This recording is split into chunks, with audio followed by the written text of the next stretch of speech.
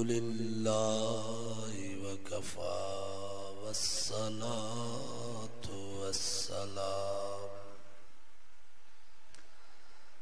वस्सलातु वस्सलामु अला सय्यिदिर रुसुलि व ख़ातमिल अंबिया अम्मा बअदु फ़अऊज़ु बिल्लाहि मिनश शैतानिर रजीम। बिस्मिल्लाहिर रहमानिर रहीम।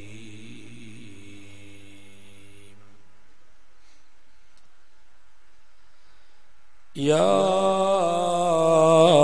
अय्युहल्लज़ीना आमनु इस्तईनु बिस्सब्रि वस्सलाह इन्नल्लाह मअस्साबिरीन।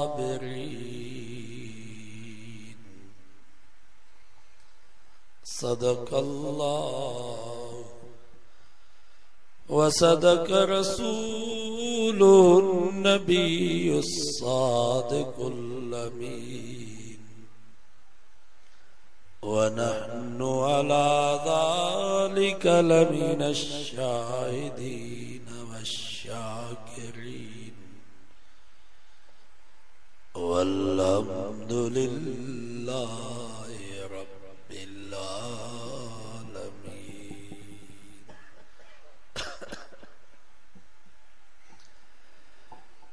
डरता हूँ मौत से मगर मरना जरूर है।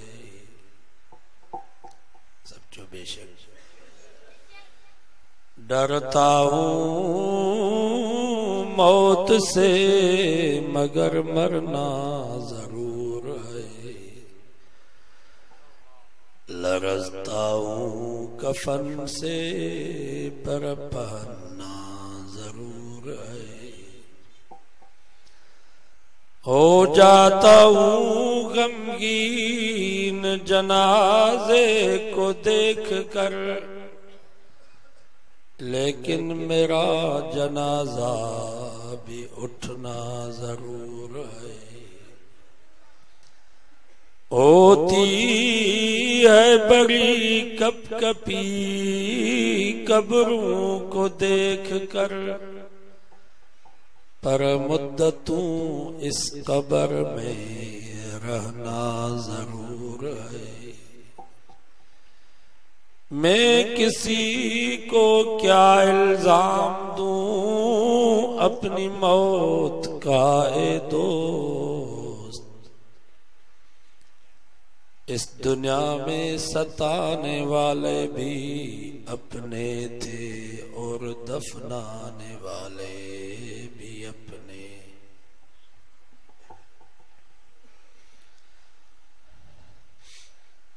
दुरूद शरीफ पढ़ो बुलंद आवाज़।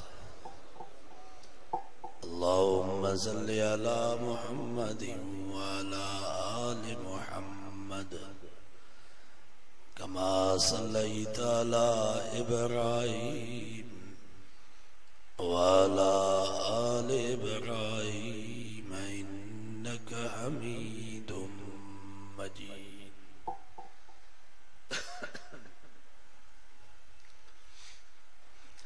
दुनिया में दुख सुख ही ना, शादियों गमियों थी ना,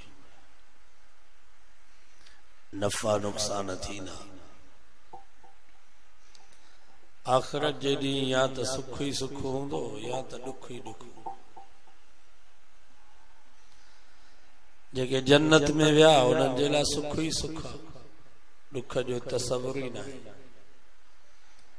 जेके जहन्नम में विया उन्हनि जे लाइ दुख ही दुख, खुशी जो तसव्वुर ही ना है। बाकी दुनिया जो जहान यो दुखन नहीं सुखन खुशी नहीं गमिन जो मजमूआ। इते बई शयूं थींदियूं। हाणे सुख मिले तो छा कजे, दुख मिले तो छा कजे। शादी हुजे तो छा कजे, गमी हुजे तो छा कजे। उन्हें अल्लाह से फरमायो लइन शकरतुम लाज़ीदन्नकुम। फरमाइए मुंहिंजा बानो जेकर मुंहिंजी नेमत मिलेव तो किरोड़ जो बंगलो ठहरायो, 80 लाख जी गाड़ी वरती, 50 जरेब जमीन जो सौदो कई, घर में बचड़ो जाओ आया, पुट जी शादी जी खुशी आ। हाणे नाच न कजा, गाना न हलाजा, मौसीक़ी राग न ॿुधजा, अदाकार फनकार न घुराजा, शराब जूं बोतलूं पंहिंजी उताक में संगत के न प्यारजा। फरमाई लइन शकरतुम लाज़ीदन्नकुम, मुंहिंजी नेमत मिलेव त वुज़ू करे मस्जिद में अचो। बरकातू नफिल नमाज शुक्राने जी नीयत सां पढ़ी रब को दुआ करो, या अल्लाह ही बंगलो भी तो ॾिनो, गाड़ी भी तो ॾिनी, जमीन भी तो ॾिनी, बचड़ो भी तो ॾिनो, पुट जे शादी जी खुशी भी तो नसीब कई आ। या अल्लाह ये सब मेहरबानियूं सब नेमतूं तुंहिंजूं हन। फरमाई लइन शकरतुम लाज़ीदन्नकुम, जेकर इए शुक्र कंदो त मां रब अञा वधाए ॾींदोसांव। मा यफ़अलुल्लाहु बिअज़ाबिकुम इन शकरतुम व आमनतुम। रब फरमायो मूंखे छा थींदो जो मां तव्हां खे अज़ाब कयां, जेकर तव्हां शुक्र गुज़ार बना बणिजी वञो। काड़ो मूंखे फ़ाइदो थींदो जो तव्हां खे पैदा करे वरी बाहि में साड़ियां। फरमाई मुंहिंजी तव्हां सां दुश्मनी त कान्हे। अल्लाह से फरमायो इन्नल्लाह बिन्नासि लरऊफुर रहीम। फरमाई एतिरो अब्बो अम्मा तव्हां ते मेहरबान ऐं शफ़ीक़ न आहे जेतिरो मां रब पंहिंजे बाननि ते मेहरबान ऐं शफ़ीक़।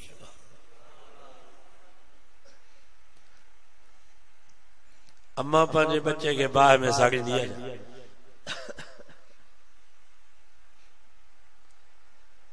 रब कीअं साड़ींदो बाहि? हदीसुनि जे किताबनि में अचे थो हिक कुराड़ी माई साईं जन वटि आई।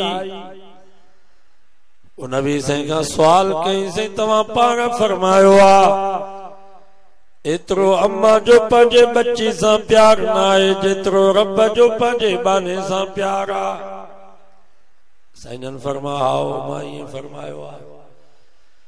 उन माई चयो साईं तव्हां ईअं बि फरमायो आ त जेतिरो अम्बर जो पंहिंजे बच्चे सां प्यार आ रब जो 70 दफ़ा इन खां वधीक बाने सां प्यार आ।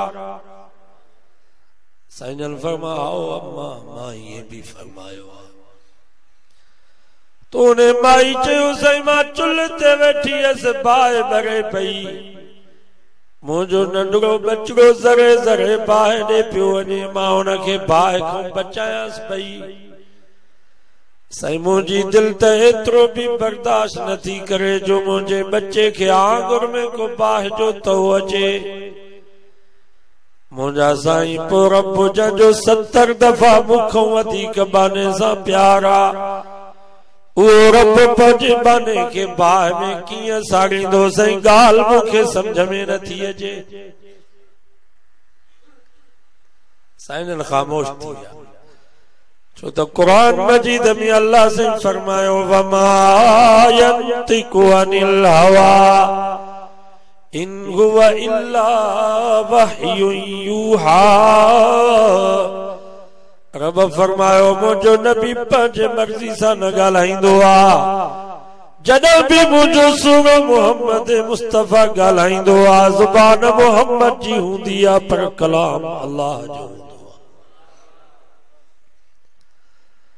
अल्लाह ताला जिब्रील खे हुकुम कयो, जिब्रील वञ मुंहिंजे महबूब खे चओ सोना इन कुराड़ी माई सच चयो आ। जेतरो अमर जो पंहिंजे बच्चे सां प्यारा मां रब जो 70 दफ़ा इन खां वधीक बाने सां प्यारा। जीअं अम्मा पंहिंजे बच्चे के बाहि में चलण बर्दाश्त नथी करे, मुंहिंजा महबूब मां रब भी पंहिंजे बाने के बाहि में कोन साड़ींदुसि, पर बशर्ते के बानो मां रब के रब समझे। इहो शर्त आहे त बानो मां रब के बाबा जी को बच्चो अम्मा के अम्मा ही न समझे, अमर के गारियूं दे, अमर के मार जे पुकर करे न शफीक अम्मा जे दिल मो आह निकरंदी आ। अलाव कंदो कंदो भजंदी, अलाव कंदो टंग भजंदई। ऐं टुल जा मुसलमानो अबे अम्मा जी पिटाई पारा तंहिंखां बचो, अबे अम्मा जी पिटाई पारा तो कतल ते गड़ो थव। कॾहिं अबे अम्मा जी पिट जल्दी लगंदी आ, कॾहिं देर सां लगंदी ज़रूर थव। जीअं अबे अम्मा जी दुआ कॾहिं जल्दी लगंदी आ, कॾहिं देर सां। उलमा फरमाइन था पी मां ज़िंदा जग दुआउनि जो दरिया वहे वथो, प्रभु अम्मा फौत था थी वञनि पोइ बि दुआउनि जो सेक मरण घड़ी ताईं औलाद जे लाइ रहंदो।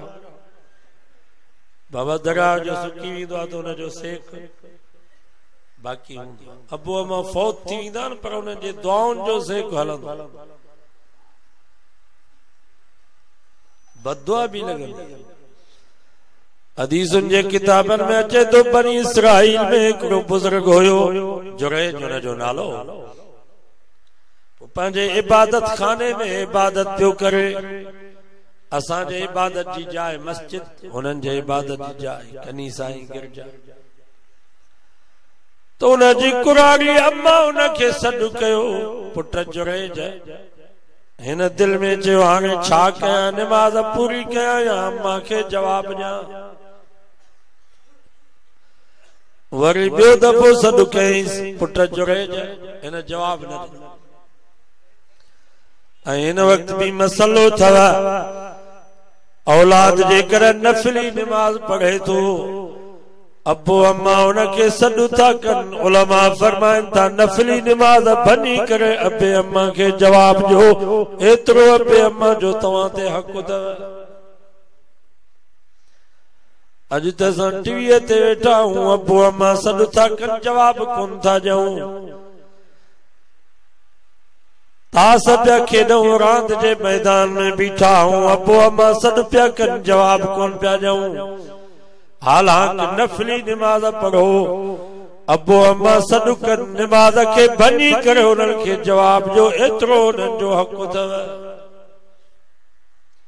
उन बुज़ुर्ग जवाब न ॾिनो त अम्मा जे दिल मां आ निकिरी वई, अल्लाहुम्मा ला तुमितो, या अल्लाह मुंहिंजो पुट एॾो बुज़ुर्ग थी वियो आहे जो 3 दफ़ा मां सॾु कयो आहे, मूंखे जवाब कोन थो ॾे।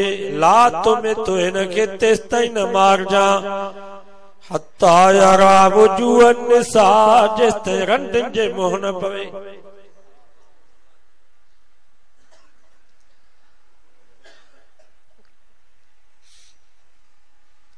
बस हा निकिरी वई।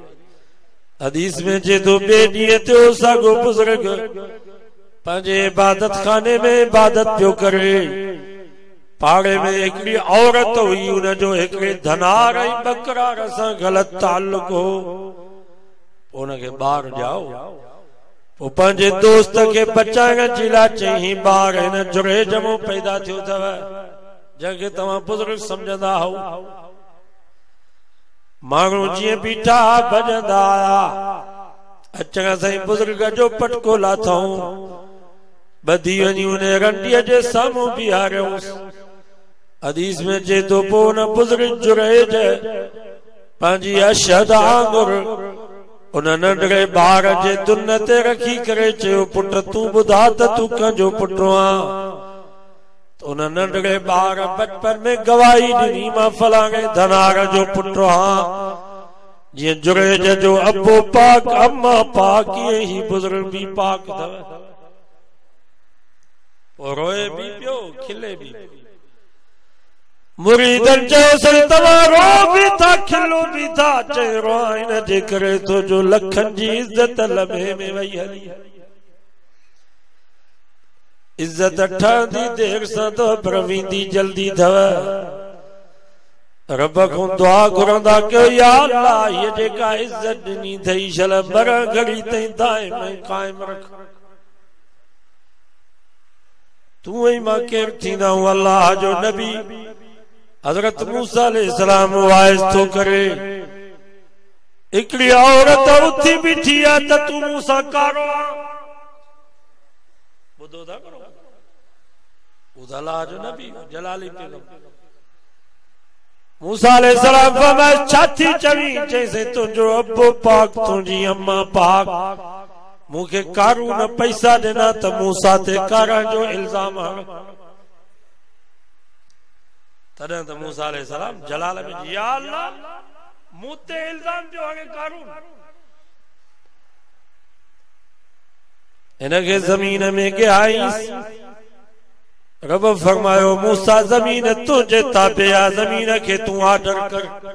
पोइ त मूसा अलैहिस्सलाम ज़मीन खे हुकुम कयो त हिनखे गिहींसि। गोॾनि ताईं ज़मीन में हलियो, दाऊं पियो करे माफ़ी ॾे।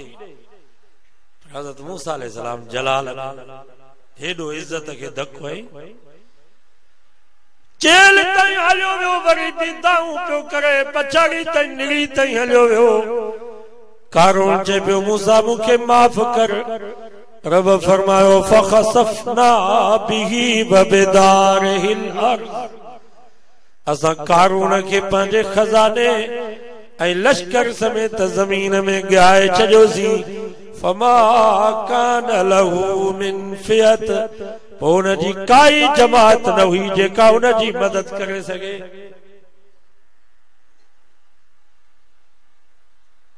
दुआ करो अल्लाह इज़त बचाए। हाणे भी ॻोठ में कंहिंजी इज़त थी वई, कंहिं भलो घर ठारायो, भली गाॾी, खाधो पीतो भलो, हाणे पाड़े वारनि खे जी पेट में वलोटा पवंदा। कढंदो मुसलमान पंहिंजे घर में न्याणी त हीअ कारी आहे, इहो कारो आहे। वॾेरा बि चवंदा बाबा 5 लख कारण जा भरे ॾींसि। कंहिं कर्ज़ थियो हमरा जो आहे कर्ज़ वठण जे लाइ त कॾहिं मुसलमान पंहिंजे घरों घरवारी त हीअ कारी आहे, इहो कारो आहे। कर्ज़ भी खाइयो, वॾेरे चयो बाबा 5 लख कारण जा भरे ॾींसि। हिकिड़ो दोस्त पियो ॻाल्हि करे, हिन इलाइक़े जी ॻाल्हि आहे। चए हिकिड़ो अमरा कब्रस्तान में कुल पियो पढ़े क़बर ते।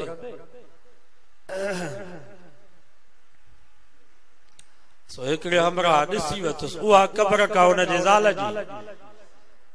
उते जो उते नारो हईं त इहो मुंहिंजी ज़ाल सां कारो आहे। ज़ाल सी मरी वई आहे। वॾेरे बि चयो बाबा 4 लख कारण जा भरे ॾींसि।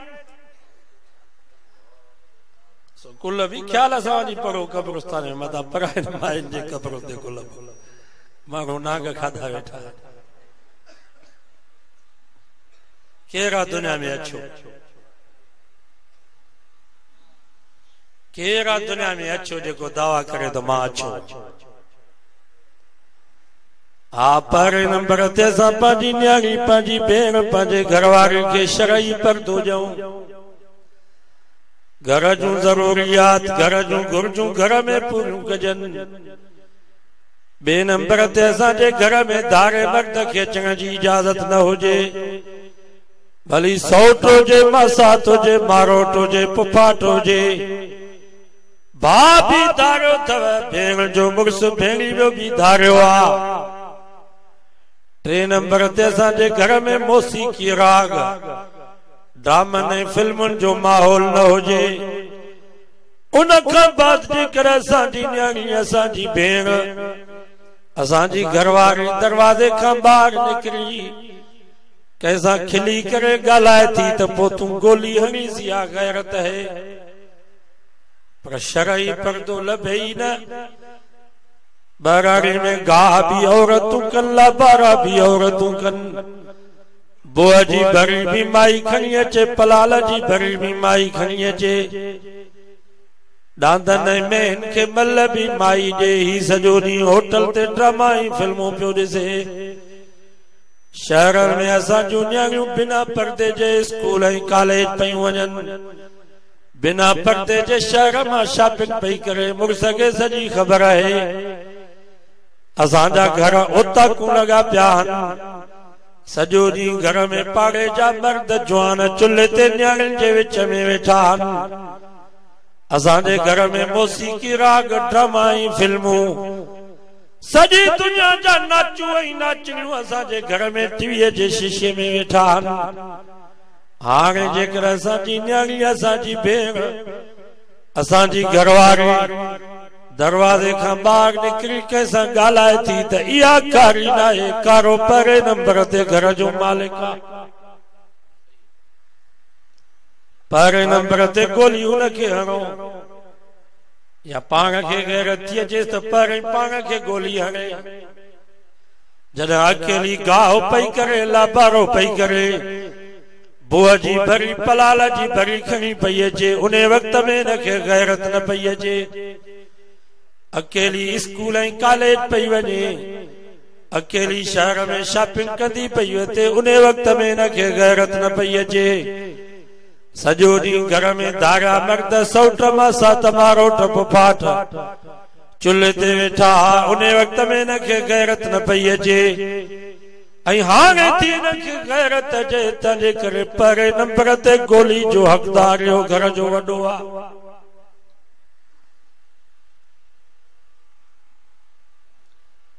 अल्लाह सही नबी से जे बीबिन के तो जे या निसा अन्नबी लस्तुन्न का अहद मिनन निसा। ओ मुझे सुने नबी जूं घरवारियूं, दुनिया जी का बि औरत तव्हां जहिड़ी नथी थी सघे। जीअं तव्हांजे मुड़ुस मुहम्मद मुस्तफ़ा जो मक़ाम सॼी दुनिया जे मर्दनि में आला, तीअं मोहम्मद मुस्तफ़ा जे बीबिन जो मक़ाम सॼी दुनिया जे औरतुनि में आला। ऐं नबी से जूं घरवारियूं असांजूं माइरूं आहिनि। मां नथो चवां, अल्लाह से फरमायो अन्नबी औला बिल मोमिनीन मिन अनफुसिहिम व अज़वाजुहु उम्महातुहुम। कुरान तो फरमा मुंहिंजो नबी मोमिनन खे पंहिंजी जान खां, माल खां, औलाद खां, अबे अम्मा खां, सारी कायनात खां वधीक नबी मोमिनन खे प्यारो आहे। ऐं नबी जूं घरवारियूं मोमिनन जूं माइरूं आहिनि। अल्लाह तो चवे त मोमिनन जूं जान माइरूं। इन जे करे रब फरमा वला अंतन के हु अज़वाजहु मिन बादिही अबदा। को मौलवी मरी वञे, को पीर मरी वञे, को सैयद सुवारो मरी वञे, को वडेरो सरदार मरी वञे, उन जी ज़ाल 4 महीना 10 ॾींहं इद्दत पूरी करे बि जाते शादी करे सघे थी। पर अल्लाह से फरमायो ख़बरदार, मुंहिंजो सोनो नबी जॾहिं दुनिया खे छॾे वञे, तव्हां मां कंहिंखे बि इजाज़त न आहे जो नबी जे बीबिन सां केरु निकाह करे, छो त क़यामत ताईं मोहम्मद मुस्तफ़ा जूं घरवारियूं तव्हां जूं माइरूं हुयूं बि असां जूं दीन जूं माइर। अल्लाह से उन्हनि अमिरनि खे तो चवे फला तख़ज़ान बिल क़ौल, ख़बरदार आयो तव्हां हिननि जूं माइरूं, पर बिग़ैर पर्दे जे तव्हांखे हिननि सां ॻाल्हाइण जी इजाज़त न आहे। ॻाल्हायो त पर्दे में, पर तव्हांजे ॻाल्हाइण में नरमी न हुजे। खिली करे कंहिंसां न ॻाल्हायो। अल्लाह अकबर, नाज़ नखरे जे अंदाज़ में कंहिंसां न ॻाल्हायो, छो त तव्हां सॼी दुनिया जूं उस्तादियाणियूं आहियो। तव्हांजी कॾहिं नरम लहजे में धारे मर्द सां ॻाल्हायो आहे त तव्हांजो दीन जो पुटु सुभाणे जोगिन जूं मायूं, सुभाणे बिरोहिन जूं मायूं, सुभाणे खोसन जूं मायूं, सुभाणे सैयदन जूं बीबियूं वात फाड़े करे चवंदियूं त नबी जूं बीबियूं जो परावल मर्दन सां खिली करे ॻाल्हाईंदियूं, असां खिली ॻाल्हायोसीं त छा थी पियो? चवंदा कि न कोन चवंदा? खबरदार, तव्हां सॼी दुनिया जूं उस्तादियाणियूं हो, तव्हांजे ॻाल्हाइण में नरमी न हुजे। वइज़ा सअलतुमूहुन्न मताअन फस्अलूहुन्न मिन वराइ हिजाब। आल भी तव्हांजा दीन जा पुट पर बगैर पर्दे जे काशे ॾियण वठण जी तव्हांखे इजाज़त न आहे। तव्हां खां सुवाल कनि त पर्दे में सुवाल कनि। समझो था कि हुयूं भी दीन जूं माहिर। अल्लाह तो चवे त ही तव्हां जूं दीन जूं माहिर। पोइ हीअ दीन जी भेण विरोही तो चवे त हीअ खोसियाणी मुंहिंजी दीन जी भेण आहे। खोसो तो चवे त हीअ बुकटियाणी मुंहिंजी दीन जी भेण आहे। जोगी तो चवे त हीअ शेखियाणी मुंहिंजी दीन जी भेण आहे। ठीकु आहे, भेनरूं त सभु। अल्लाह से फरमाए इन्नमल मोमिनूना इख्वा, मोमिन सब पाण में भाई। ऐं फरमाई वल मुहसनातु मिनन निसा इल्ला मा मलकत ऐमानुकुम।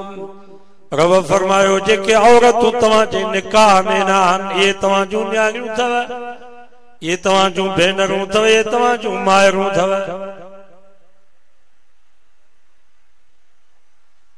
दीन जी भेण थी त पोइ उन सां कचहरी करण जी इजाज़त आहे छा? अॼु दीन जी भेण सां कचहरी पियो करे, सुभाणे दीन जी भेण सां गुम थी। हाणे ॻोल्हियो पिया भाग, भाइर ने भेनरूं खे पिया ॻोल्हियो। न आहे इजाज़त, क़ुरान मनो थो। सभु असां जूं भेनरूं आहिनि, पर हिननि भेनरुनि खे नरम लहजे में ॻाल्हाइण जी इजाज़त न आहे। खिली करे ॻाल्हाइण जी इजाज़त न आहे। अल्लाह से नबी से जे बीबिन खे तो चवे हुयूं भी असां जो दीन जूं माइरूं। रब तो चवे तव्हां जूं माइरूं। ऐं उहो दौर भलो हुयो कि न कोन? केॾो दौर भलो हुयो। क़ुरान नाज़िल पियो थिए, अल्लाह जो नबी मौजूद हुयो, मुसलमान सब भला। हज़रत उमर नबी से खे दुआ करे, मुंहिंजा साईं मेहरबानी फरमायो तव्हां पंहिंजे बीबिन खे झले छॾियो त मस्जिद में निमाज़ पढ़ण जे लाइ न अचनि। सभु माण्हू हिकु जॻह न आहिनि। तव्हां पंहिंजे बीबिन खे झलियो, असां पंहिंजे औरतुनि खे झलियूं त मस्जिद में निमाज़ पढ़ण जे लाइ न अचनि। हालांकि मस्जिद नबवी थुल जी मस्जिद में हिकिड़ी निमाज़ पढ़ो त हिक निमाज़ जो सवाब, पर मुंहिंजे सोने नबी जे मस्जिद नबी में हिक निमाज़ पढ़ो त 50,000 निमाज़ुनि जो सवाब। ऐं इमाम कहिड़ा? खुद इमामुल अंबिया आहे, जंहिंजे पोयां नबीअ बि ईमान इक्तिदा था। नबी से फरमायो उमर ॻाल्हि त तुंहिंजी भली आहे, दिल त मुंहिंजी बि चवे थी, पर यार मां त रब जे हुक्म जो पाबंद आहियां। जेसि ताईं रब जे तरफ़ों आर्डर न थींदो तेसि ताईं मां मोहम्मद मना न कंदुसि। ईशा जी नमाज ते इहो मशवरो थियो आहे। हज़रत उमर घर आयो, घर वारी खे चई त सुबुह जो फजर जी नमाज घर में पढ़। सब चो सुभान अल्लाह। माहौल सही न आहे, फजर जी नमाज हिते घर में पढ़, मस्जिद में अचण जी तोखे इजाज़त न। हुआ हज़रत उमर जी घर वारी चई तूं केरु थींदो आहे मूंखे मना करण वारो? अल्लाह जो नबी मना नथो करे, तूं छो थो मना? हज़रत उमर फरमा मां तुंहिंजो मुड़ुसु आहियां, घर जो ख़र्च पको मूं ते आहे, लटो कपिड़ो मूं ते, खाधो पीतो मूं ते, मुंहिंजो हक़ ई न आहे। घर वारी चयसि त दुनियावी कमल में जेकॾहिं असां तुंहिंजो चयो न वठूं, तूं मथे खां वठी पेरनि ताईं असांखे गबा गबा करे छॾ, तोखे हक़ आहे। पर ही त दीन जो मसलो आहे, निमाज़ जो मसलो आहे। जेसि ताईं अल्लाह जो नबी मना न कंदो, मथे खां वठी पेरनि ताईं मूंखे गबा गबा करे छॾ, मां न मुड़ंदसि, मां निमाज़ मस्जिद में पढ़ंदसि। बस हज़रत उमर फरमाया ठीकु आहे। फजर जी नमाज मक्के मदीने में सवेल थी अञा ऊंदा हूंदी। हज़रत उमर जल्दी वुज़ू करे निकतो, ओट में लिकी वेठो, घरवारी जो अचे पई जीअं जो पुठ भरी थी, हज़रत उमर पुठीअ में चुंडी है। हज़रत उमर जी चुंडी चावली जब खखर खाई उन ही वक्त में पोइते मोटे। हज़रत उमर मस्जिद में नमाज पढ़ी वापस मोटियो, ॾिठई त घरवारी मुसल्ले ते वेठी आ, रोए थी पई। हफ्सा जी मां ॾे हवाल, नमाज पढ़ी आई है मस्जिद में, तो रोई करे चई हफ्सा जा पी तुआरी गाल सही आ, माहौल सही ना है, अल्लाह मुझी इज्जत बचाई। हज़रत उमर तो समझियो अञा सिज ही कोन उभरियो आ। अल्लाह ताला उन ही वक्त में जिब्रील खे हुकुम कयो, जिब्रील वन मुझे महबूब के जो या अय्युहन नबिय्यु कुल अज़वाजिक व बनातिक व निसाइल मोमिनीन युदनीना अलैहिन्न मिन जलाबीबिहिन्न। ओ मुझा महबूब जेको उम्र जो फैसलो आ, मां रब जो फैसलो भी होई आ। अजु खां बाद पंहिंजे ज़ालुनि खे भी चई छॾ, पंहिंजे न्याणियुनि खे भी चई छॾ, मुसलमाननि जे औरतुनि खे भी आर्डर करे छॾ त घर खां ॿाहिरि न निकिरनि त पर्दो करे पोइ निकिरनि, बग़ैर पर्दे जे घर खां ॿाहिरि निकिरण जी इजाज़त न आहे। फला युज़ीन, मतां को कुत्तो कमीनो इन्हनि खे ईज़ाए न। हाणे त कुत्ता खोड़ पिया घुमनि अस्पतालुनि जे दरवाज़नि ते, स्कूलनि जे दरवाज़नि ते, बाज़ारनि में, गिटनि में कुत्ता बीठा या कोन बीठा।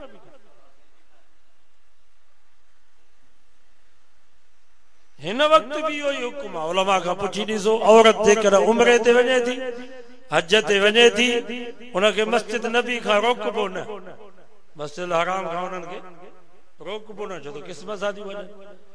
पर जेकर का औरत चवे थी त मां उते होटल में नमाज पढ़ंदसि, बेपर्दगी थी थिए, उलमा फरमाइनि था मां मक्की साहब जी ज़ुबान मां ये लफ्ज़ ॿुधा, जेतिरो सवाब मस्जिद नबी में, मस्जिद हराम में जमात सां औरत खे थींदो, एतिरो सवाब औरत खे उते होटल में पर्दे में अकेले नमाज पढ़ण में रब सवाब ॾींदो। जमात तो सुन्नत मुअक्कद है, पर्दो तो फर्ज़ है, पर्दो तो फर्ज़ है, फर्ज़ के छॾे करे सुन्नत अदा कबी।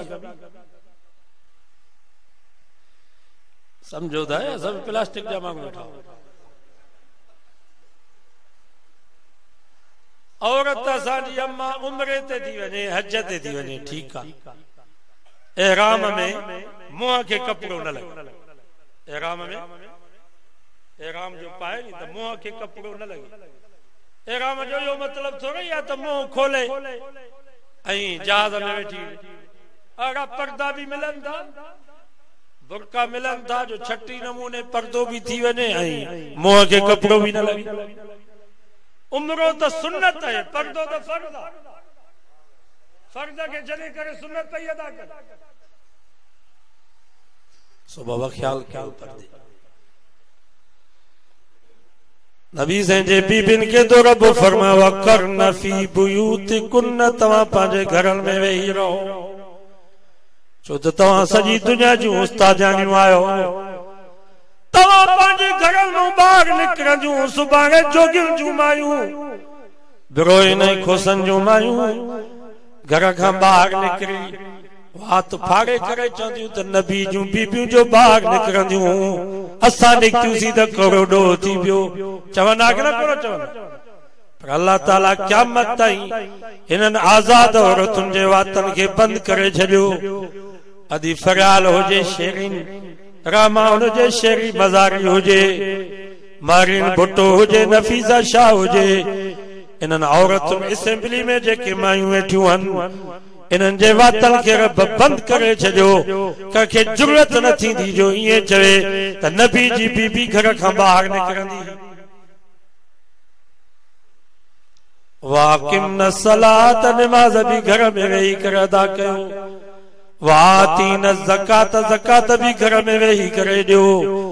वातीन अल्लाह व रसूल, घर में वेही करे अल्लाह ऐं अल्लाह जे रसूल जी फर्मा बरदारी कयो।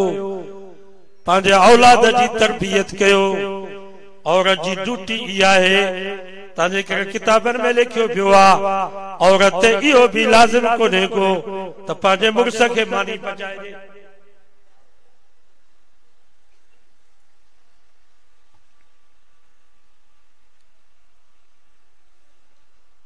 औरत जा हक़ बयान कजनि त तव्हांखे मानी न मिलेगा। पर जेका औरत पर्दो ई न करे, जंहिं औरत खे घर में मज़ो ई न हुजे, उनखे भली घाणे में वहायो। औरत जो कम आहे घर में वेही करे इंसान तैयार। अम्मा अस्मा भी तो औरत हुई, औरत हुई कि न? हज़रत अब्दुल्ला बिन ज़ुबैर के हज्जाज बिन यूसुफ मक्के जे चौक में फांसी ते लटकायो। हज्जाज ऐलान कयो त मां तेस ताईं इब्न ज़ुबैर जो लाश न लाहींदुसि जेस ताईं इब्न ज़ुबैर जी कुरारी अम्मा मूंखे मिनथू न कंदी। मुसलमान भजंदा विया। हज़रत अब्दुल्ला बिन ज़ुबैर जी कुरारी अम्मा खे चयो, ओ अम्मा अस्मा, तुंहिंजे पुट खे अॼु 7 ॾींहं थियो आहे, मक्के जे चौक में सूली ते लटकियो पियो आहे। अम्मा हज्जाज खे का अपील कर, का मिनत कर, मन लाश त तुंहिंजे हवाले करे।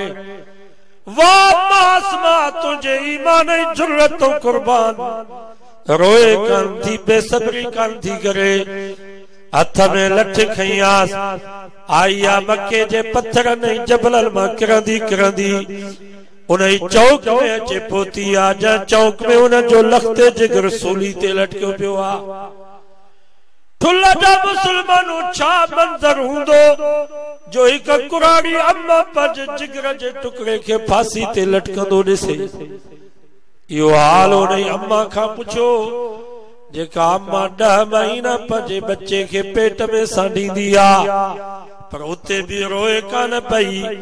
हिकिड़े हथ सां लठ सां टेक ॾेई करे बीठी आ, ॿिए हथ सां आंगुर जो इशारो करे चए भई शाबाश इब्न ज़ुबैर, तूं पंहिंजे अम्मा जे थन जो हक़ अदा करे छॾ।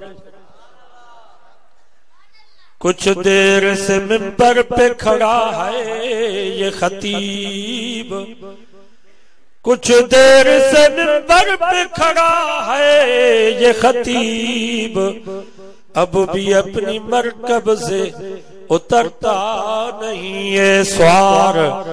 अम्मा अस्मा चए थी, मुसलमानों मुझे शहजादे खे त ॾिसो, जॾहिं जेरो हुयो त मिंबर नबी ते चढ़ी करे ज़ालिमनि खे हक़ जो कलमो चवंदो हो, पर अॼु शहादत खां बाद भी सभिनीनि खां बुलंद बीठो आहे, ज़ालिम खे हक़ जो कलमो चई रहियो आहे। चए थी, वारी वा ज़ुबैर जा पुट अब्दुल्ला, तूं त नहीं अम्मा जो पुटु आ, जेका अम्मा जॾहिं तोखे लोली ॾींदी हुई त पहिरीं वुज़ू करे शहादत जे कलमे जो विर्द करे तोखे लोली ॾींदी हुई। पुटो न लोलीअ जो तो हक़ अदा करे छॾ। ये मायरू अॼु जो असांजी अम्मा सॼो ॾींहुं अस्पताल में ड्यूटी कंदी, सॼो ॾींहुं स्कूल में ॿारनि खे पढ़ावनि खे संभाली, त हिननि ॿारनि खे केरु संभाले?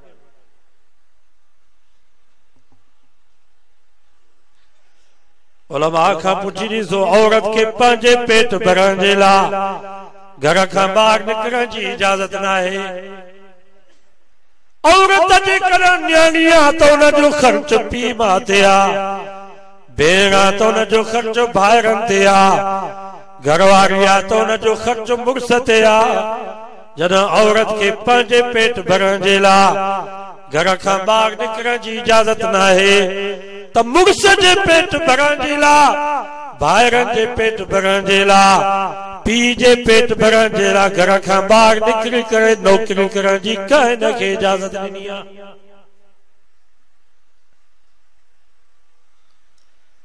अर्रिजालु क़व्वामून अलन निसा, क़ुरान तो फरमा मर्द औरतुनि ते हाकिम आहिनि।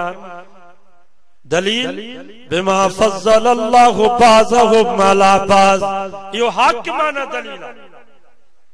रब फरमा मुंहिंजी मर्ज़ी आहे, मां मर्दनि खे औरतुनि ते फज़ीलत ॾेई छॾी आहे। कंहिं दुनिया जी पढ़ियल लिखियल औरत खे कोई हक़ न आहे जो रब जे फ़ैसिले ते एतिराज़ करे।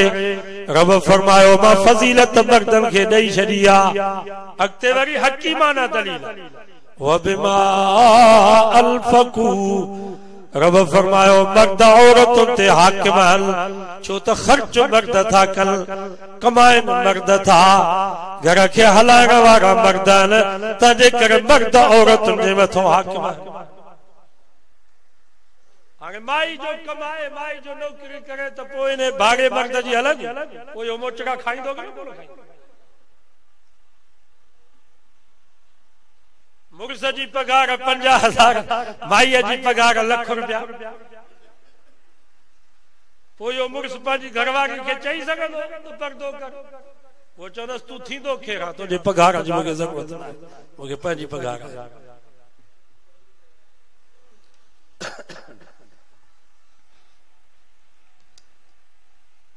नबी से जे बीबिन के तो रब फरमा वज़कुरन मा युतला फी बुयूतिकुन्न मिन आयातिल्लाहि वल हिकमा, घर में वेही करे अल्लाह जो जिक्र कयो, कुरान जी तिलावत कयो। अॼोके दौर में असां जूं मायूं चवंदियूं घर में वेहंदियूं सी, बोर थींदियूं सी, टीवीअ खां सवा घर में सुकून कहिड़ो आहे, घुमण खां सवा घर में मज़ो कहिड़ो आहे। अल्लाह से फरमायो घर में वेही करे अल्लाह जो जिक्र कयो, कुरान मजीद जी तिलावत कयो, पंहिंजे बच्चन जी तरबियत कयो। इन्हनि आज़ाद औरतुनि खे बाज़ारुनि ऐं पार्कनि में घुमण में एतिरो सुकून कोन मिलंदो जेतिरो मां रब तव्हांखे घर में कुरान में अल्लाह जे ज़िक्र में सुकून ॾींदो। युरीदुल्लाह ऐं युज़हिब अन्कुम रिज्स अहलल बैत, रब फरमायो मुंहिंजे सुहिणे नबी जूं घरवारियूं, मां रब फ़ैसिलो करे छॾियो आहे त जीअं तव्हांजे घोट मोहम्मद मुस्तफ़ा जे करीब का नजस शइ, का पलीत शइ, को गुनाह जीअं तव्हांजे घोट मोहम्मद जे वेझो कोन्हे को, जीअं तव्हांजो घोट पाक आहे, वयुतहिरकुम तत्हीरा, मां रब फ़ैसिलो करे छॾियो आहे त मोहम्मद मुस्तफ़ा जे कुंवारनि बीबियुनि खे बि पाक करे छॾियो।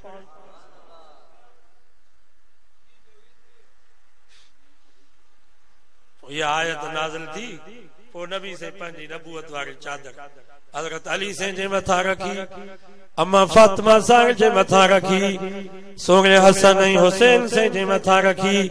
नबी से दुआ घुरी अल्लाहुम्मा हाउलाए अहल बैती, या अल्लाह जीअं आशा मुंहिंजे घर जी भातियाणी आहे, जीअं खदीजा मुंहिंजे घर जी भातियाणी आहे, जीअं उमर जी न्याणी हफ्सा मुंहिंजे घर जी भातियाणी आहे, जीअं अबू सुफियान जी न्याणी उम्मे हबीब मुंहिंजे घर जी भातियाणी आहे, जीअं उम्मे सलमा सौदा मुंहिंजे घर जूं भातियाणियूं आहिनि, जीअं मारिया ऐं मैमूना मुंहिंजे घर जूं भातियाणियूं आहिनि। या अल्लाह ही अली भी मुंहिंजे घर जो भाती ठही, सब चो सुभान अल्लाह। ये फातिमा भी मुझे घर जी भातियाणी थई, या अल्लाह ये हसन ऐं हुसैन भी मुझे घर जा भाती थई। फज़हब अन्हुम रिज्स वतहिरहुम तत्हीरा, या अल्लाह जीअं तो मुझे घर वारनि खे पाक करे छॾियो, ही भी मुझे घर जा भाती थई, हिननि खे भी पाक करे छॾियो।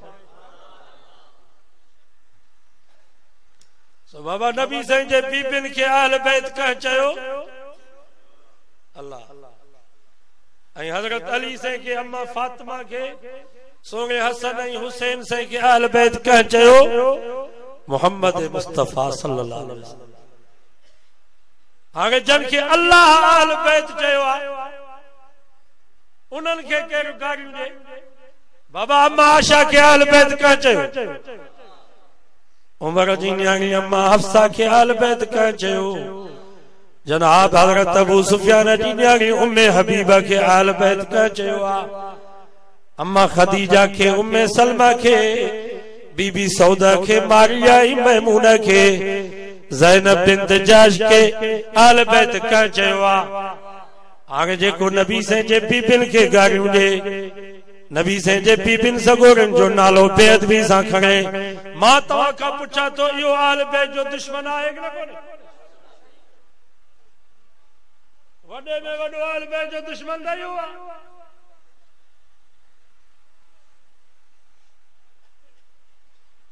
आल बैत सां दुश्मनी पाण कन खाते असां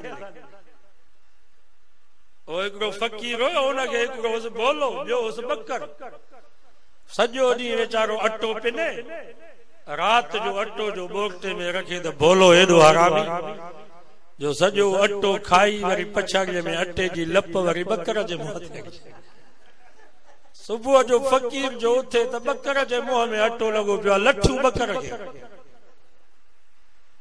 15 ॾींहं महीनो गुज़रियो फ़कीर जी परेशान थियो त भेणा अटो भी बकर थो खाए थुल्हो वरी भोलो थींदो थो ॻाल्हि छा आहे सो हिकु दफ़े रात जो लिकी वेठो ॾिठई त भोले हरामी सॼो अटो खाई पछाड़ीअ में अटे जी लप वरी बकर जे मुंहं ते सो असां वारनि यारनि जो हाल बि न हरामी भोले वारो आहे अटो पाण खाईंदा वरी मलींदा असांजे मुंहं ते आल बैत सां दुश्मनी पाण कन वरी अटो असांजे मुंहं ते मलींदे आल बैत जा अॼु वाइदो कयो जन खे अल्लाह आल बैत चयो आहे उन्हनि जो बि अदब कंदासीं जन खे असांजे मिठे नाले वारे मोहम्मद मुस्तफा सल्लल्लाहु अलैहि वसल्लम आल बैत चयो आहे उन्हनि जो बि अदब कंदासीं नबी से फरमा आल बैती का सफीनतिन मुंहिंजा आल बैत नूह अलैहिस्सलाम जे ॿेड़ीअ वांगुरु अथव जेको ॿेड़ीअ में चढ़ियो इहो बची वियो जेको ॿेड़ीअ में न चढ़ियो इहो बुॾी वियो ऐं तव्हांखे ख़बर आहे कराची जा मल्हा पीर शम्स जज़ीरो शम्स समुंड जे ॿेट में आहे उते मल्हा रहंदा वरी हाणे प्रोग्राम रखियो अथनि रबिउल अव्वल पोइ चयोसीं असां 15 ॾींहं समुंड में वेंदा आहियूं शिकार जे पोइ राति जो मोटंदा मां चयो राति तव्हां कीअं था मोटो राति जो त ऊंधा को रोड रस्तो बि कोन्हे चईसीं असां सितारनि जे ज़रिए सां रस्तो ॻोल्हींदा आहियूं सितारा असांजी रहबरी कंदा आहिनि चई असां जज़ीरे में पहुचंदा आहियूं हा सोना मोहम्मद मुस्तफा तुंहिंजे फरमान तो कुर्बान नबी से फरमा असहाबी कन नुजूम मुंहिंजा सहाबी सितारा वांगुरु मुंहिंजा सहाबी सितारा वांगुरु अथव त ठुल जा मुसलमानो जेको अहल बैत जे मोहब्बत जे ॿेड़ी में सुवार थींदो सहाबा जे मोहब्बत जी रोशनी हूंदसि त इंशाअल्लाह इहा ॿेड़ी जन्नत जे गेट ते वञी पहुचंदी पर जेकर ॿेड़ी हुजे रोशनी न हुजे तॾहिं बि जन्नत में कोन पहुचंदो रोशनी हुजे पर ॿेड़ी न हुजे तॾहिं बि जन्नत में कोन पहुचंदो जन्नत में उहो मुसलमान उहो मुवहिद पहुचंदो जेको अहल बैत जे मोहब्बत जे ॿेड़ी में सुवार हुजे सहाबा जे मोहब्बत जी रोशनी गॾु हूंदसि त इंशाअल्लाह इहा ॿेड़ी जन्नतुल फिरदौस जे गेट ते दुआ कयो अल्लाह असांखे सभिनी सां मोहब्बत नसीब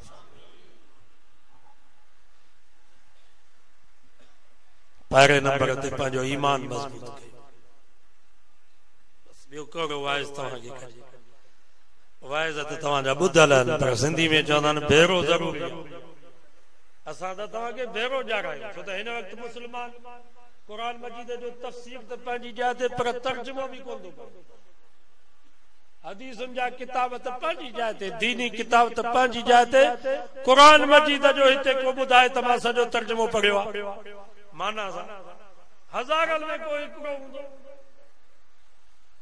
शुक्र कयो जो ये असांजा दोस्त वीचारा 3 महीने 6 महीने आलमन के घुराइनि पिया ऐं तव्हांखे क़ुर मजीद ॿुधाए करे सहाबा आल बैत जो शान नबी साईं जो शान बयान करे तव्हांखे ॿुधाइनि पिया जो असांजो ईमान ताज़ो थो थिए ऐं नबी साईं जो शान बयान थिए थो त नबी साईं जी मोहब्बत वधे थी न साहब आल बैत जो शान जो बयान थे तो मोहब्बत वधे थी या न?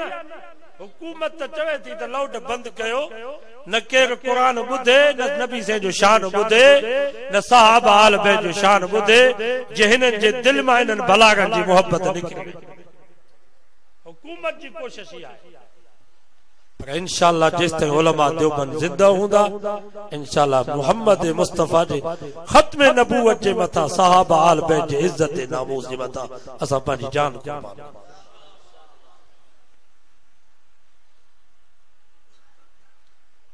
बचायो पंहिंजे ईमान। उमार वेसे शहदाद कोट असां जो सरदार जुल्फकार अली मंगसी साहब, नादिर मंगसी जो भाउ, उन मस्जिद ठाराई पंहिंजे ज़मीन ते।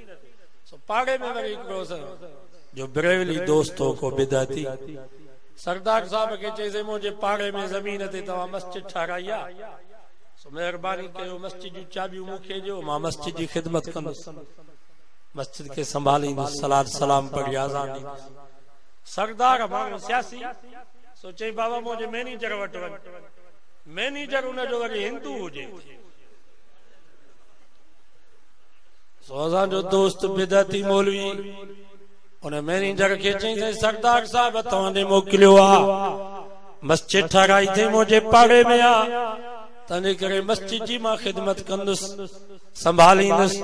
तो हिंदू तो चएस त तू कहिड़े पीर जो मुरीद हुई, हिंदू तो पुछे। सो हिन चयो साईं मां कंबर वारे साईं जो मुरीद आहियां। तो उन्हें हिंदू सरदार साहब ने फोन कई, साईं हिन मुलाई मुंह में कोई फर्क कोन था, चे हिन मुलाई मुंह में कोई फर्क कोन था। असां हिंदू बुजुर्ग जी तस्वीर ठाहे पूजींदा आहियूं, ही यार असांजा वरी बुजुर्ग के पूरे करे पूजींदा। मस्जिद मां कूड़ ॻाल्हायां, ख़ुदा मूंखे माफ़ न करे।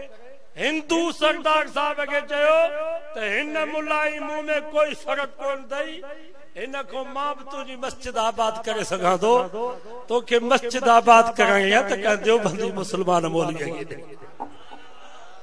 वो सरदार साहब फोन कई हाफिज शम्स साहब, हाफिज साहब गुलाम हुसैन जो पुट, उनखे चयनि बाबा मस्जिद संभाल। माना हिंदू भी समझन था त हिन नहीं असां में कोई फर्क कोन। हिंदू तो चेस तो में मुंह में फर्क करो। मां बुजुर्ग जी तस्वीर ठाहे पूजींदो आ, तू बुजुर्ग के कब्र में पूरे पूजींदो ही। मां मंदिर में ज़ाल वठी वेंदो आ, तू दरगाह ते माई वठी वेंदो ही। मां बुत के बाहूं बधंदो आ, तू कब्र के बाहूं बधंदो ही। मां मंदिर में बासूं खणी वेंदो आ, तू दरगाह ते बासूं खणी वेंदो ही। तो में मुंह में फर्क कहिड़ो आ जो तू तो चई त मां सरदार जी मस्जिद संभाल।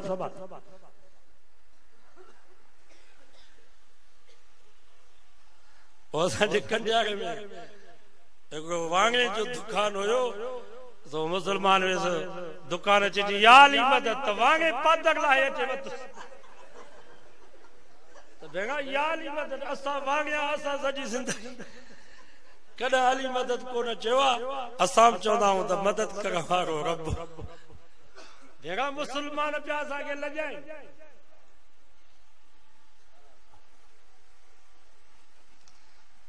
सो बाबा ईमान बचायो। मौलाना अब्दुल्ला चांजो रहमतुल्लाह अलैह फरमाईंदो ईमान जी हिफ़ाज़त पाण कयो, मता तव्हां सम्झो त रब ईंदो या मलाइकनि खे मोकिलींदो त हिननि फिरो हिन जे ईमान खे बचा। पंहिंजे ईमान जी हिफ़ाज़त पाण कयो। क़ुरान मजीद पढ़ो, हक़ वारनि आलिमनि सां तालुक़ रखंदो त ईमान बचंदो, त धाड़े लॻा। कुरान मजीद में अल्लाह से फरमायो वल्लज़ीना तदऊन मिन दूनिही मा यमलिकून मिन कितमीर। 22 सिपारो सूरत फातिर तो पढ़ा। रब फरमायो जल के तवा पांचो माबूद ऐं मुश्किल कुशा पिया समझो, अल्लाह के छॾे करे जल के तवा पुकारियो पिया। फरमाई मा यमलिकून मिन कितमीर, ये त कितमीर जा भी मालिक कोन था।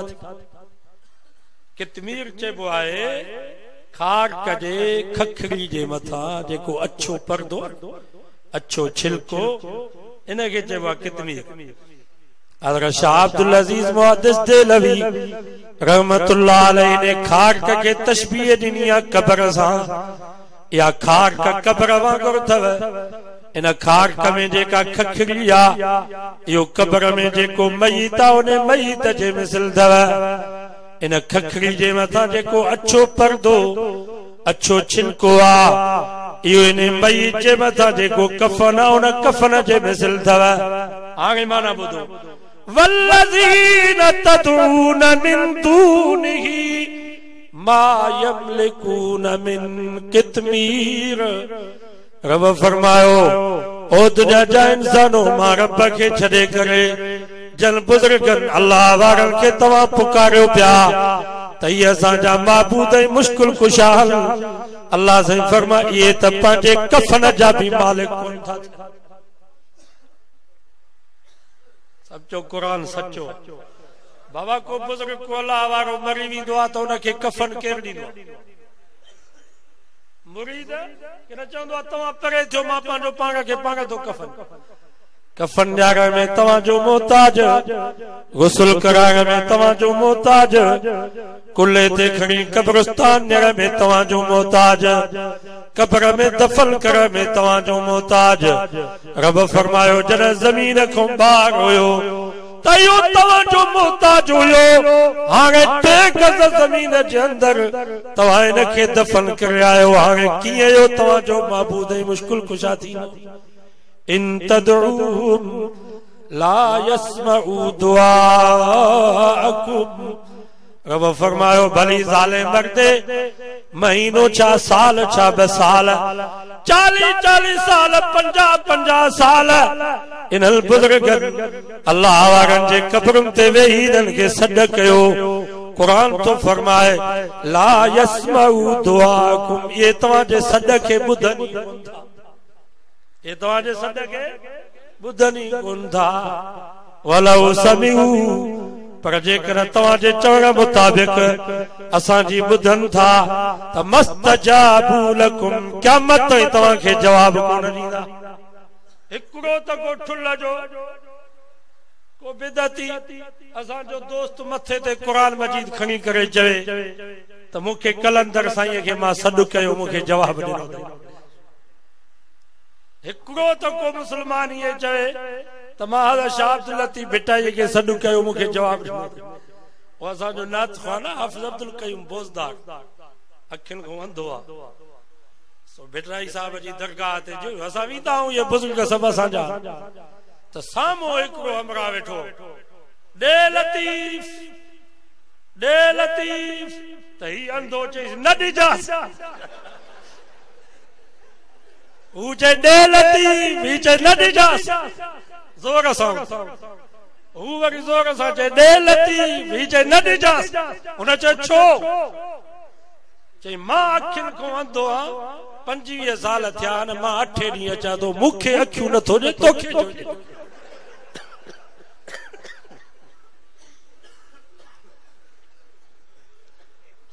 वलौ समिऊ मस्तजाबू लकुम। रब फरमायो क़यामत ताईं तव्हांखे जवाब न ॾींदा।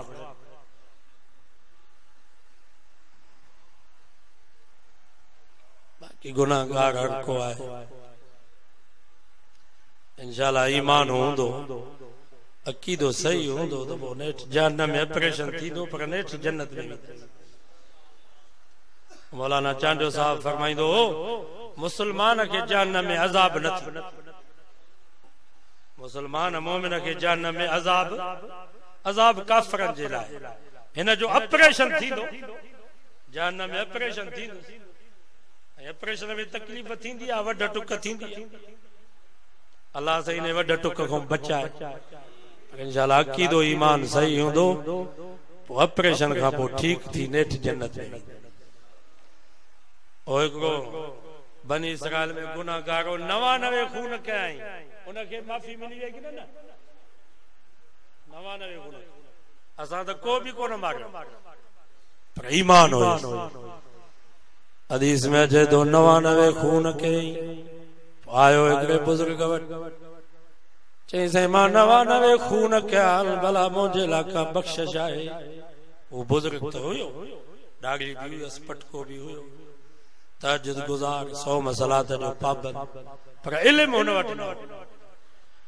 इन मां मालूम जो त मसलो पुछो त आलिम खां पुछो। मता कंहिंजी वॾी दाढ़ी वॾो पटको ॾिसी उन खां मसलो पुछो, ॿई जहान बर्बाद थी वेंदा। ही जेके असां जॻह मौलवी वाइज पिया कनि, इन्हनि खां बि मसला न पुछंदा कयो। तव्हांखे वाइज कराइणो आहे, जलसो कराइणो आहे, मौली जोगी खे दावत ॾियो, मौलाना लुंड साहब खे दावत ॾियो, मौली रही बश खे दावत ॾियो, भलो वाइज थी वेंदो। जेकर तव्हां चाहियो था असांजा बच्चा हाफ़िज़ थियनि त पंहिंजे बच्चनि खे मौली अब्बास वटि छॾियो, तव्हांजा बच्चा हाफ़िज़ थींदा।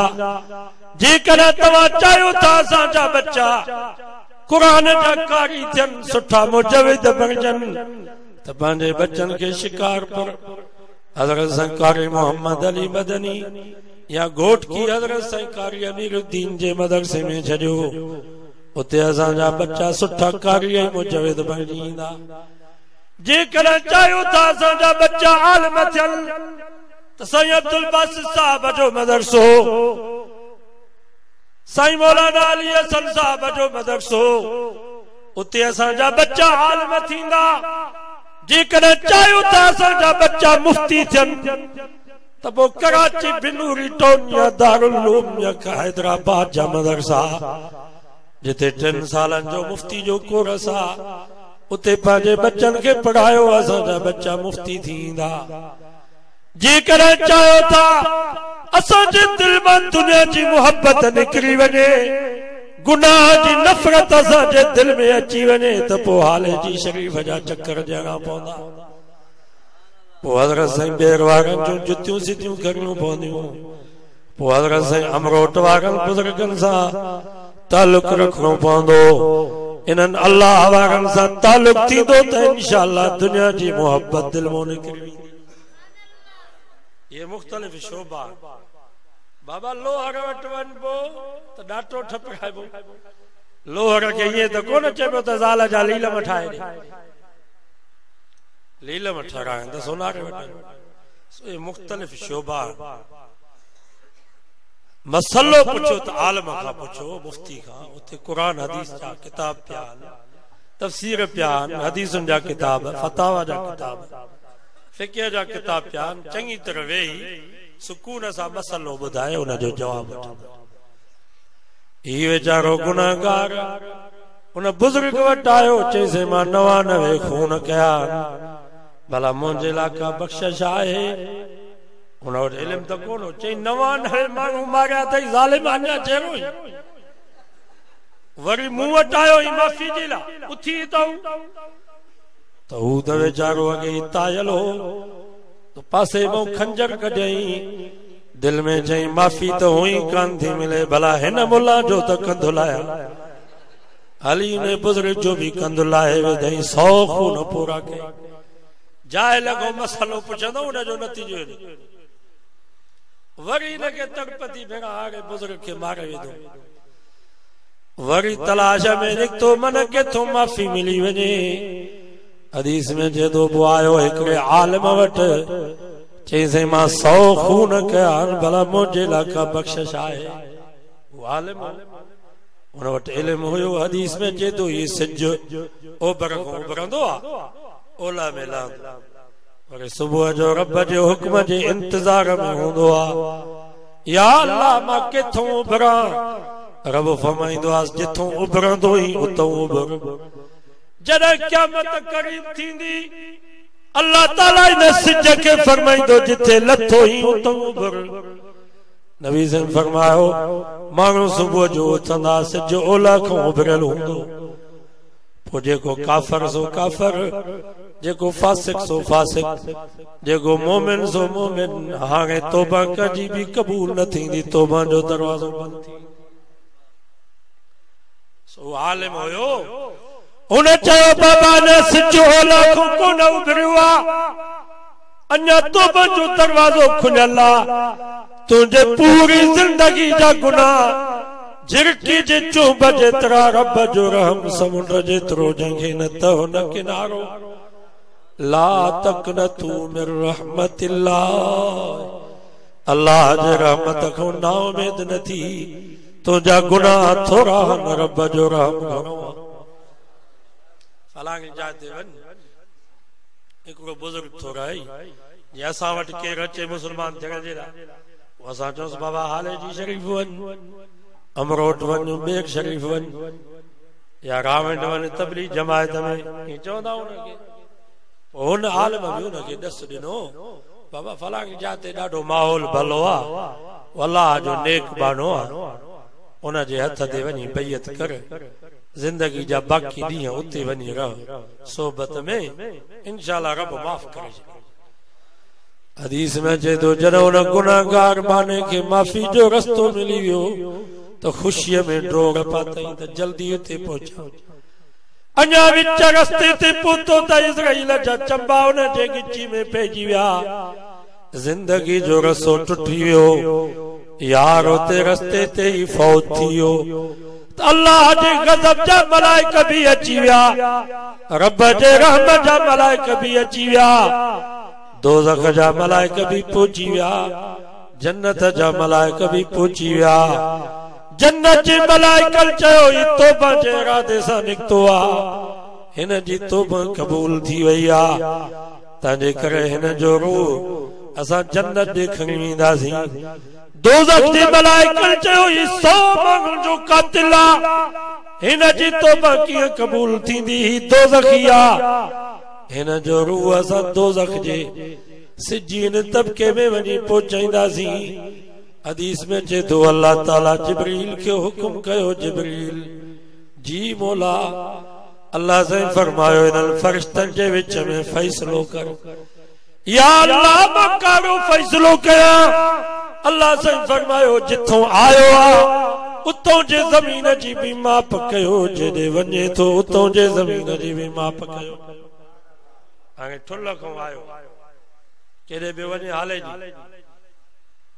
शिकारपुर में फौत थी इमाम मिसाल तो जा मता समझो तो शायद हदीस में ठुल्लो ही हाले जी लिखियल ये मिसाल ठुल्लो में निकतो वञे पियो हाले जी शरीफ बेचारो शिकारपुर में फौत थियो रब फरमायो हाणे जिथों आयो आ ठुल्ल वारे ज़मीन जी भी माप वठो जेॾे वञे तो न अल्लाह वारे हाले जी शरीफ मसलन उन जी भी माप वठो पोइ जेकर ठुल्ल जी ज़मीन वेझी जिथों आयो आहे उहा ज़मीन वेझी आहे त पोइ हिन जी तौबा क़बूल न आहे हिन खे दोज़ख ॾेखणी वञोसि पर जेॾे वञे थो उहा ज़मीन हाले जी वारी मसलन वेझी आहे त पोइ हिन जी तौबा क़बूल थी वई हिन खे जन्नत ॾेखणी वञोसि हदीस में चए थो हीअ ज़मीन वेझी जिथों निकितो हो इहा ज़मीन वेझी जेॾे वञे पियो उहा ज़मीन परे हुई पर जिब्रील जंहिंमहिल ज़मीन जी माप कई त अल्लाह ताला हुन ज़मीन खे हुकुम कयो ज़मीन तूं पने वांगुरु वेगजी वञ सचो सुभान अल्लाह उहा वेगजी वई पने वांगुरु सिकोड़जी वञ उहा ज़मीन वेझी थी पई हीअ ज़मीन परे थी वई रब फरमायो फैसलो थियो इन रहमती सबकत अला गज़बी मां रब अर्श अज़ीम ते फैसलो लिखराए छॾियो आ त जॾहिं मुंहिंजे बाज ऐं मुंहिंजी कावक जो मुक़ाबिलो थींदो मुंहिंजे रहम ऐं मुंहिंजे गज़ब जो टक्कर थींदो त रहमती सबकत अला गज़बी मुंहिंजी बाज मुंहिंजे कावक ते गालिब थी वेंदी आ मुंहिंजो रहम मुंहिंजे गज़ब खे मारे वेंदो आ रब फरमायो मुंहिंजी बाज गालिब थी वई मुंहिंजो रहम गालिब थी वियो मुंहिंजी कावक ऐं मुंहिंजो गज़ब हार खाई विया हिन 100 माण्हुनि जे कातिल जी तौबा क़बूल थी वई जन्नत में पहुचायो इनखे माफ़ी मिली वई असांखे माफ़ी न मिले इंशाअल्लाह माफ़ी मिले पर ईमान त हुजे जेको मुसलमान वण जे लाम ते लांग जे ला बबूर ते चढ़े ऐं चवे दस्तगीर काथे अच मुंहिंजे मुंहं ते तांकी मल त बबूर जी लाम लाया इहो ईमान आहे मुसलमान ईअं चवंदो वग जी लाम पिया लायो त उते बि दस्तगीर खे पिया सॾु कयो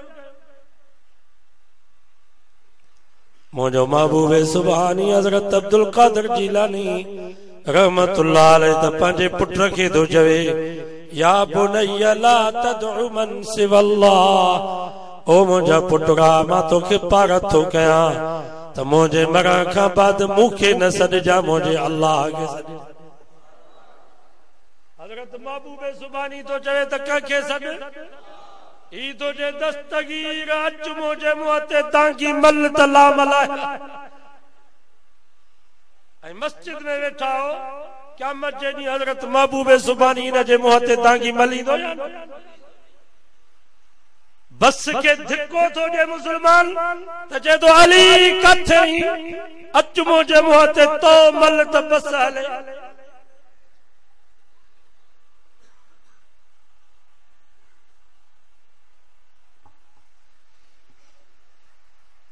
बस के धिक्को था जो तो खुदा के सॾु नथा कयो हज़रत अली से तव्हांखे धिक्को ॾियाराईंदो हज़रत अली से ईअं चयो आहे त बस के धिक्को ॾियो त मूंखे सॾु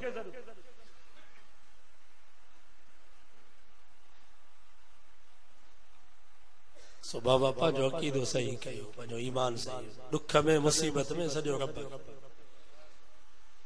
हाणे त अलाए कहिड़ा सूफ़ी निकिता इश्क असानू काफ़र कीता मुसलमानी दरकार नहीं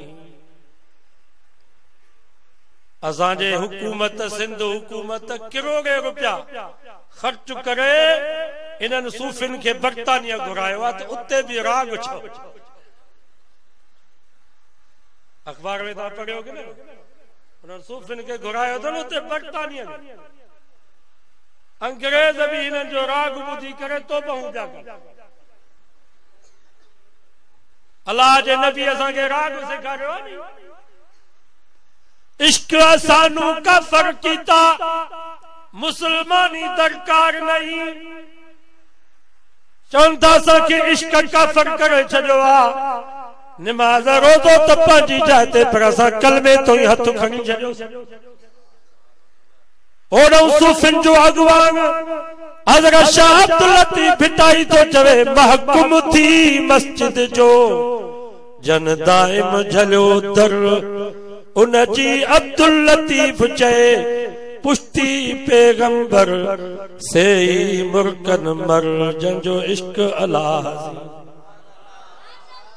ॿुधायो शाह साहब मोह ते तांगी मलियन कि न कान मलियन महकुम थी मस्जिद जो जन दाइम झलियो दर शाह साहब तो चवे त अल्लाह जे दर खे अल्लाह जे घर मस्जिद जे दरवाजे के मजबूती से पकड़ इते वेही रहो बे पासे कुछ भी कोन मिलंदी महकुम थी मस्जिद जो जनता इन चलो दर उन जी अब्दुल लतीफ चए पुश्ती पैगंबर से मुर्कन मर जंजो इश्क अल्लाह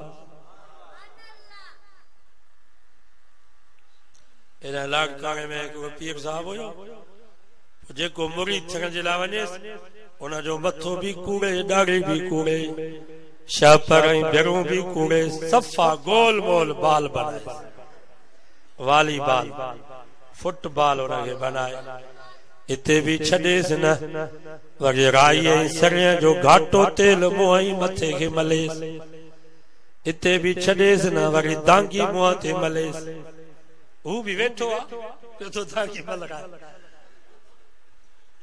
इते भी छॾींदो कोन वरी पादरनि जी कंडली गिचीअ में पाराएसि इते भी छॾेसि न वरी गॾ ते चाढ़े सॼे शहर जो गश्त कराए पोइ पंहिंजे साम्हूं विहारे करे चवंदोसि हाणे पुट चओ तन सफ़ा मन सफ़ा कौले मुस्तफ़ा तुंहिंजो जेको अंदर ऐं ॿाहिरि कमीनो नफ़्स हो दांगीअ सां मोह कारो करे मारे छॾियो हाणे जियां वगई तीअं कर जन्नत जी टिकेट मां ये भी थे पियो पाकिस्तान शाह साहब फरमायो मनु मंगो तनु तस्बीह दिल तबूरो जन्न तारू जे तलबजू वहदत सार वजन वहदहु वाहिदहु यो राग रगुन से सुताई जागन निंड इबादत जंजी असा भी चौंदा त मन तन सफ़ा कयो तन माना बदन बदन साफ थी तो नमाज सा बेनमाजी भली सुबह ऐं शाम काटन ऐं केटी जा कपड़ा पाए सुबह ऐं शाम वेंजे पाउडर ऐं क्रीमूं लगाए पर जरमल भी बेनमाजी के चौंदो हल नमाज ते चौंदो यार लट्टा भी पलीत जिस्म भी पलीत बेनमाजी जो मौत भी इन हालत में तो थे जो जिस्म भी पलीत लट्टा भी पलीत हाणे मां तव्हां खां पुछां थो जेकर तव्हां इन हाल तव्हां ईअं सां इन हाल में मरूं जो असांजो जिस्म भी पलीत हुजे लट्टा भी पलीत हुजनि त इन जनाज़े जो कब्रिस्तान में हशर छा थी दिल दंबूरो जन्न अल्लाह जे नेक बाननि जी दिल दंबूरो हूंदी आहे कि न इहो जेको तंबूरो चौका असां शाह अब्दुल लतीफ भिटाई इहो तंबूरो वॼाईंदो यकतारो इहो वॼाईंदो हज़रत शाह अब्दुल लतीफ भिटाई जी इहा तस्वीर आहे पुठी उघाड़ी मथो उघाड़ो पलथी मारी वेठो इहो शाह अब्दुल लतीफ भिटाई आहे अल्लाह जे वलियन जी एॾी बेअदबी कबी आहे शाह साहब तो जे भाई जोगी थिया त कल में सदीकार पूरो रहो पंजन सी आया टीह नटार सब चो सुभान ये पंज चार नमाजू या भंग जा कुंडा पूरो रहो पंजन सी आया टीह नटार से धागाधार जमेरा सुनानी रब जी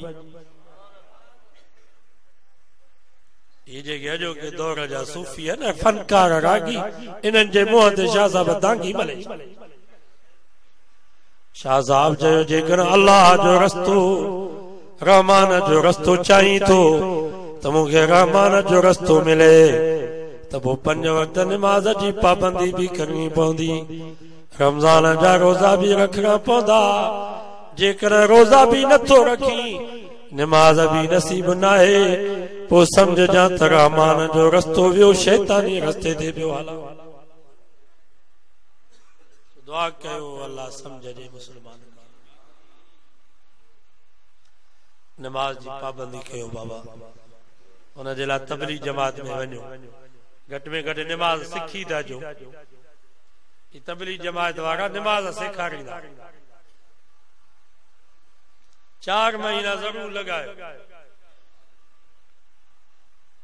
नमाज में फर्ज केतरा अंदरा बाहरा वाजिब सुन्नतू मुस्तहब नमाज कॾहिं फासिद थींदी कॾहिं बातिल थींदी कहिड़ियुनि ॻाल्हियुनि जे करे सव जो सजदो पवंदो आहे मां जे करे हिते कंहिंखां पुछां त कंहिंखे बि कोन्हे अॼु मुसलमान तो चए त असांखे तबलीग जी ज़रूरत न आहे तव्हां फ्रांस ऐं बर्तानिया वारनि खे वञी तबलीग कयो असांखे हर शइ जी ख़बर आहे वरी जेकर पुछा थी कजे त दुआ कोन्हो त ॿुधा चइसि दुआ कोन्हो त बाबे खे बि कोन्हे हुकूमत असांखे थी चए त सुबुह जो मदरसनि में क़ौमी तरानो पढ़ायो पाक सरज़मीन शादबाद किश्वर हसीन शादबाद डीसी साहब जो लेटर तो अचे असां चयोसीं साईं डीसी साहब असां सुबुह जो फजर जी नमाज खां पोइ तालिबन खां सूरत यासीन पढ़ाईंदा हाफिज़ ॿ सिपारा क़ुरान मजीद जो दौर कंदा आहिनि पोइ असां पंहिंजे मुल्क जे लाइ दुआ घुरंदा आहियूं या अल्लाह हिन मुल्क जी हिफ़ाज़त कर हाणे मां तव्हां खां पुछां थो सूरत यासीन क़ुरान मजीद पढ़ी करे मुल्क जे लाइ दुआ घुर्जे हिफ़ाज़त जे लाइ इहो भलो या मथो उघाड़ो करे सर्दीअ में ॿारनि खे बीहारे छॾे पाक सरज़मीन शाद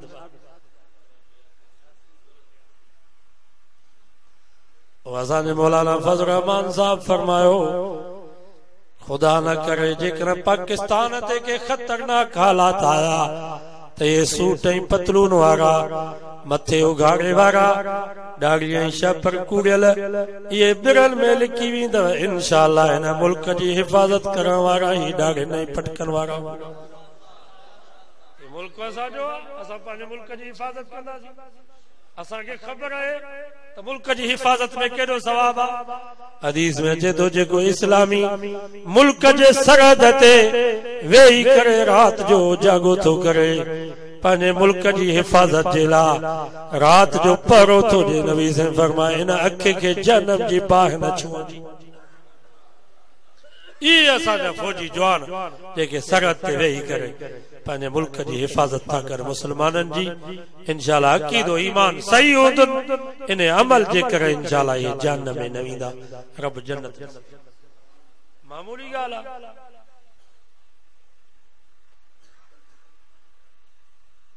असां था चऊं त बाबा इहो डॉक्टर साहब जेको तालके जो वॾो डॉक्टर आहे जेको हिन क़ौम जे पघर जे पैसनि सां टैक्स जे ज़रिए सां इदारनि में पढ़ियो आहे जंहिंखे लख लख रुपया पघार पई मिले ऐं हिन ग़रीब मिस्कीन जी रुगो बाह थो ॾिसे त चए थो बाबा 1000 छा ॾे माना ही ग़रीब एॾो पलीत आहे अब्दुल बादशाह ही ग़रीब एॾो पलीत थी वियो आहे जो डॉक्टर साहब हिन ग़रीब जी बाह खे ॾिसी करे चए थो 1000 रुपया फीस मोजी ॾे मेडिकल स्टोर खां दवा जुदा वठ माना ही ग़रीब एॾो पलीत आहे जो तव्हां हथ पिया लायो त 1000 रुपया पिया वठो इंशाअल्लाह असांजी हुकूमत ईंदी जिथे ज़रदारी साहब जे पुट बिलावल जो इलाज थींदो उते हिन ग़रीब मिस्कीन मज़दूर जे पुट जो इलाज असांजे आलमनि फ़ैसिलो कयो आहे भली 50 लख ई असांजे मुल्क जो आहे असांजे मुल्क में रहे थो 50 लख हिन जी दवा ते सरकारी ख़र्च ईंदो हुकूमत हिन ग़रीब जा 50 लख भरी वाइदो कई त इंशाअल्लाह साथ उलमा जो ॾींदासीं ॿियो हाणे कहिड़ो वाइदो कयो तबलीगी भी पक्का थियो त जमीयत जा भी पक्का थियो तबलीगी भी पक्का थियो त जमीयत जा भी मां रही तनो मोहम्मद खान जे पासे ॾेस ॾाढी दोस्तन दुख जी ॻाल्हि एॾो दुख पोतो सॼी रात निंड न आहे चयोसीं साल बैरून लॻल साल ॿाहिरि साल अंदरून माना 2 साल तबलीग में ऐं असां जो झंडो आयोसीं पर्च में नबवी त तारा ॻाढ़ा थी वेंदा ही अलम छो आयो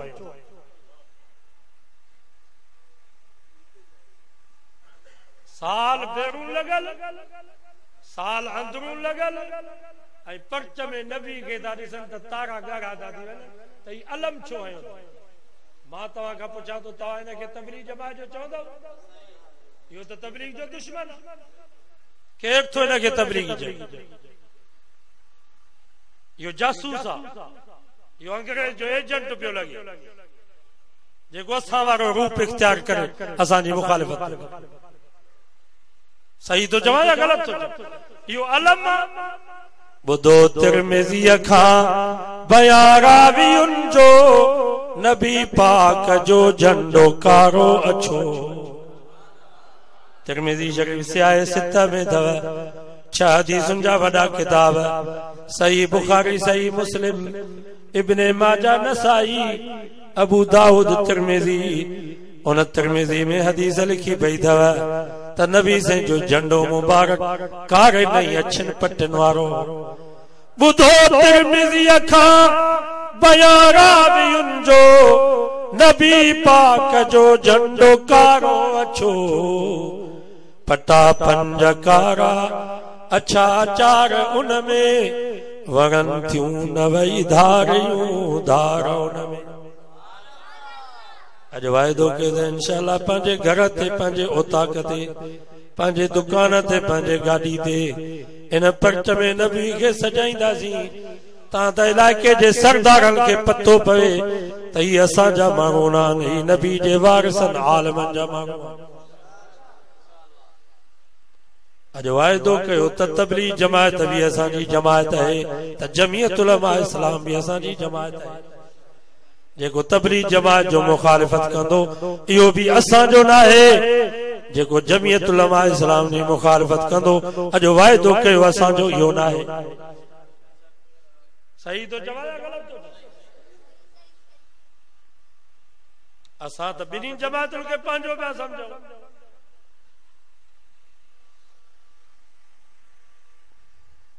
नंदन के छड़ियो मदरसा में आलिम थियन हाफिज़ थियन।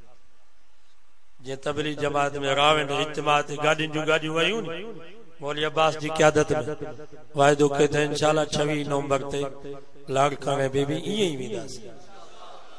ये इज्तिमा इस्लाम जे ग़लबे जो हिकिड़ो ज़रियो। तां त यहूदन के पतो पवे, ईसाइन के पतो पवे त मोहम्मद मुस्तफा जे इस्लाम के चाहण वारा भी लखन जे तादाद में अज़म कयो त इंशाअल्लाह शहीद इस्लाम कॉन्फ्रेंस में भी असां इन ही नमूने सां शरीक थींदासीं। जेके बुजुर्ग उते आया इंशाअल्लाह उहे बुजुर्ग हिते भी ईंदा। जे उते दुआऊं थियूं इंशाअल्लाह हिते भी दुआऊं थींदियूं। अल्लाह सां को दुआ है, अल्लाह ताला अमल जी तौफीक नसीब फरमाए।